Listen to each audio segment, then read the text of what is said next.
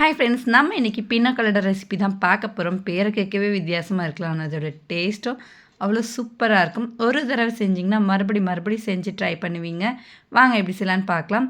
அதுக்கு நல்ல பழுத்த அன்னாச்சி பழத்தை வந்து நம்ம கட் பண்ணி எடுத்து வச்சிடலாம். இப்போ ஃபஸ்ட்டு வந்து நம்ம தேங்காய் பால் எடுத்துக்கணும். ஒரு ஃபுல் முறியை வந்து எடுத்து உள்ளே சேர்த்துட்டு கொஞ்சமாக தண்ணி சேர்த்துட்டு நல்லா ஃபஸ்ட்டு வரும் இல்லையா, அந்த தேங்காய் பாலை வந்து நம்ம எடுத்து வச்சுக்கலாம். நல்லா கெட்டியான தேங்காய் பால்.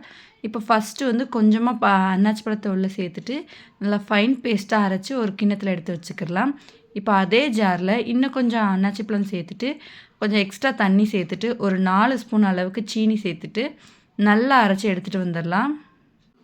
அதை ஒரு பவுலில் மாற்றிட்டு இப்போ அதே மிக்சர் ஜாரில் நம்ம ஃபஸ்ட்டு அரைச்சி வச்சுருந்தோம்ல அன்னாச்சி பழம், அதையும் அதுக்கப்புறம் தேங்காய் பால், அப்புறமா லாஸ்ட்டாக அரைச்சி வச்சுருந்த அன்னாச்சி பழம் எல்லாத்தையும் உள்ளே சேர்த்துடலாம். எங்கள் மிக்ஸி ஜாரில் இடம் நல்லா பிடிச்சிருந்துச்சி. எல்லாத்தையும் உள்ளே சேர்த்துட்டு ஒரு 2 ஸ்பூன் அளவுக்கு சீனி சேர்த்துட்டு நல்லா அரைச்சி எடுத்துகிட்டு வந்து கிளாஸில் ஐஸ் க்யூப் போட்டு சர்வ் பண்ணி பாருங்கள். வேறு லெவல் டேஸ்ட்டாக இருக்கும். உங்களுக்கு வேணும்னா லைட்டாக ஃபில்டர் கூட பண்ணிக்கலாம். அவ்வளோதான். தேங்க்ஸ் ஃபார் வாட்சிங்.